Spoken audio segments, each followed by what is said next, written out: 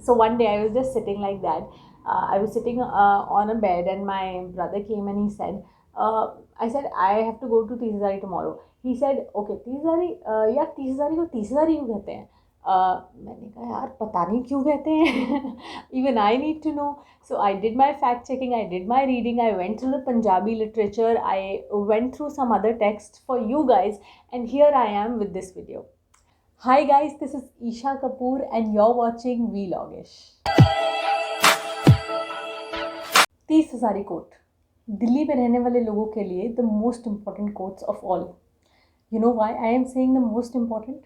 Because my elders, the people who are in the field, the people who are my seniors, have been telling me throughout my law school that it was the first ever court built in Delhi. And when I did my fact checking, the fact came out to be true. This was built in the year 1953. 1953 was that year apparently when the first district court in Delhi was built.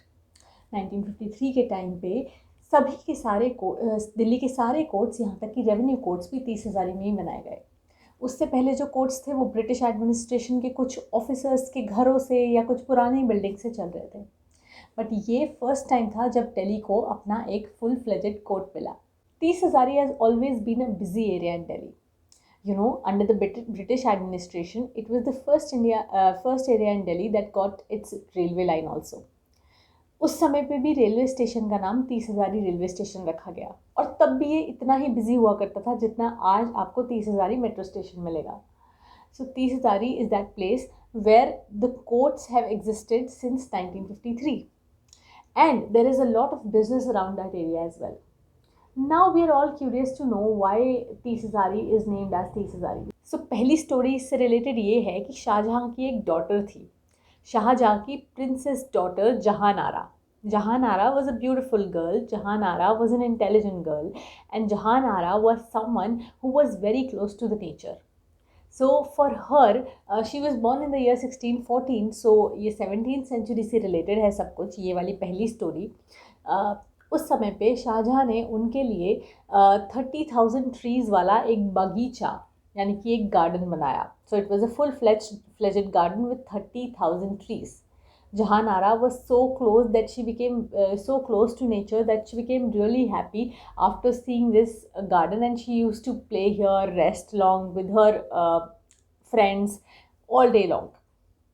सो इसीलिए ये जो पूरा area था Kashmiri gate, 30,000 और जहाँ पे आज Saint Stephen's आप हॉस्पिटल भी देखते हो, वहाँ तक जहानारा का 30,000 ट्रीज़ वाला बाग, बगीचा या गार्डन जो भी आप कह लो वो था. तो एक स्टोरी तो ये है जिससे कि 30,000 ये नाम आया. और आपको पता है 30,000 के आसपास ही आप एक एरिया देखते हो Kashmiri gate. It is very close. पहले ये सब एक ही एरिया था. So Delhi was that one place which was bounded by gates. Kashmiri gate, Mori gate, Lahori gate, सब ने ये सब नाम सुने होंगे. So Kashmiri Gate was that gate where travelers used to cross that gate, and travelers coming from Kashmir, travelers going to Kashmir used to rest on their way to Delhi or on their way back to Kashmir. So यहीं से नाम पड़ा कि यहाँ पे क्योंकि बहुत सारे कश्मीरी ट्रैवलर्स आके बिजनेस के बाद रेस्ट करते हैं, आराम फरमाते हैं, तो इस जगह को कश्मीरी गेट नाम रखते हैं. Kashmiri Gate or 30,000 ke premises are very important if you want to know about the history of Delhi. You must be wondering as a lawyer, why am I taking you to the streets of Delhi and why I am discussing Delhi's history? You know why? Because 30,000 is apparently Asia's largest court. No, not because it has 30,000 rooms or 30,000 courtrooms or 30,000 judges, but because it was built in long back, and it was built with a view that all the courts of Delhi will be contained in that one room. But then as development happened, Delhi's area became even more bigger, the population became even more larger, so more courts were required.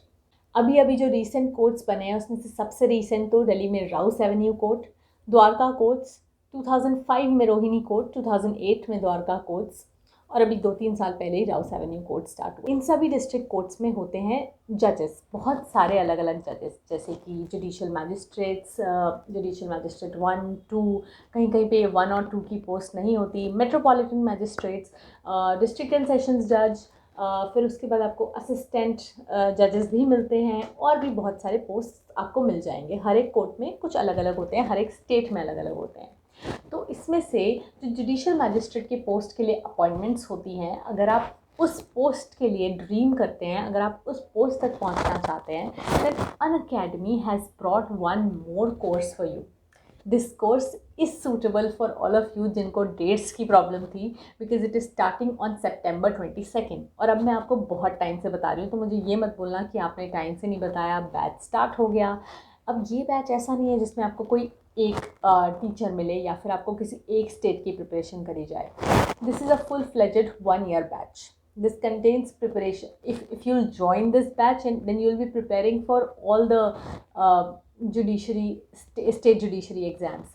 So इसमें local laws और languages पे भी आपको उतना ही ध्यान दिया जाएगा और आपको नोट्स भी अच्छे से मिलेंगे। तो एक बार ट्राई करो। और अनअकैडमी के प्राइजेस भी बढ़ने वाले हैं, प्राइस हाइक होने वाला है बस कुछ ही दिनों में। आपके 2 year के कोर्स में तो अगर आप लेना चाहते हो तो आपका पूरा 5000 रुपीज़ का प्राइस हाइक होने वाला है। तो डिले मत करो, अभी जाके वेबसाइट को विज़िट करो। डिस्क्रिप्शन बॉक्स में है आपके पास लिंक, उसको जाके विज़िट करो एक बार, and let me know if you are interested. Now let's come to the Sikh literature. Do you know that according to the Sikh literature, what happened?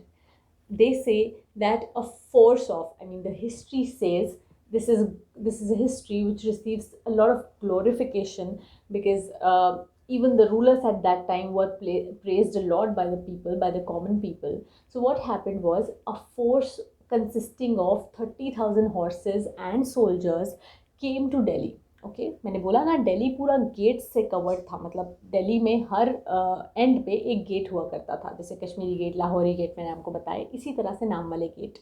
तो उन्होंने एक गेट में मोरी लगा के, यानी कि क्योंकि वो दिल्ली के अंदर नहीं आ पा रहे थे, वो गेट्स जो थे वो गार्डर्स की तरह एक्ट करते थे दिल्ली के, तो मोरी लगाना मतलब वो गेट में छेद करके या गेट में स्पेस बना के आना, वो आए वहाँ से, तो उस गेट को आज हम मोरी गेट बोलते हैं। सो ये फोर्सेस थी बाबा बघेल सिंह, बाबा जस्सा सिंह आलूवालिया, बाबा जस्सा सिंह रामगढ़िया। ये कुछ नाम हैं जो सिख हिस्ट्री में प्रीडोमिनेंटली आपको नज़र आएंगे अगर आप 30 हज़ारी की हिस्ट्री पढ़ना चाहोगे। तो उनको क्या चाहिए था कि वो शाह आलम की फोर्सेस को डिफीट करके, अगेन इस स्टोरी में भी एक मुग़ल एम्परर इन्वॉल्व है, वो चाहते थे कि वो शाह आलम की फोर्सेस को डिफीट करे और उसके बाद दिल्ली के लोगों पे एक गुड रूल इस्टेब्लिश करे, जस्टिस का रूल इस्टेब्लिश करे।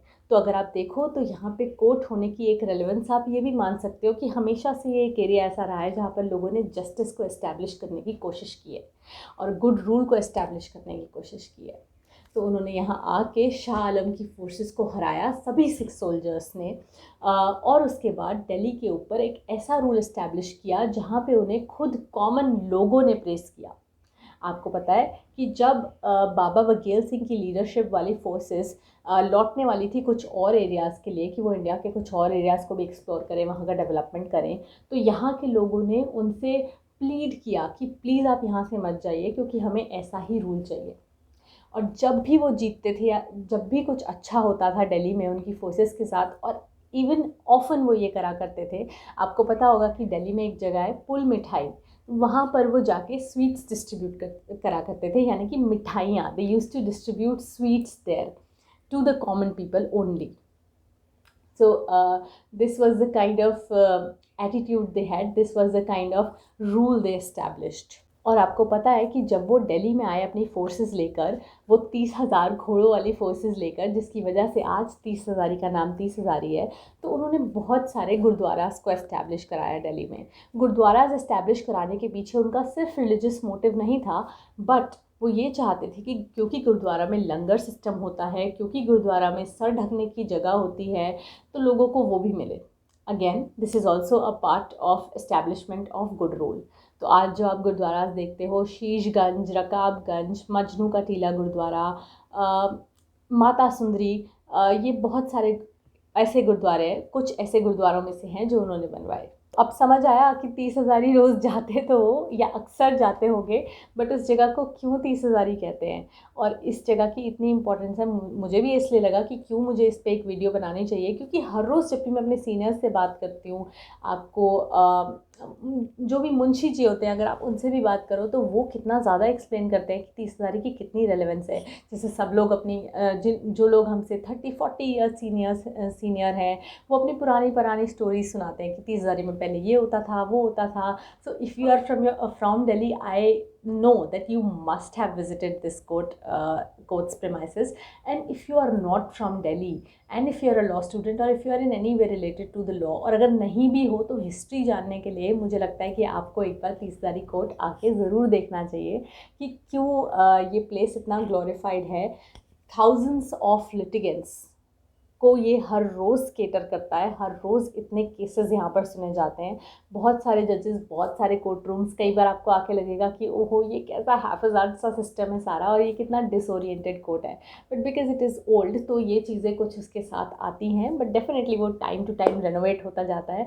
सो I hope all the lawyers, all the law students, all the people from this fraternity and all the common people who watch my video will like this video, and I hope that if you like this video, you will comment down below if you like such content on vlogish, and I'll see you again very soon with a new video on a new concept. Bye for now.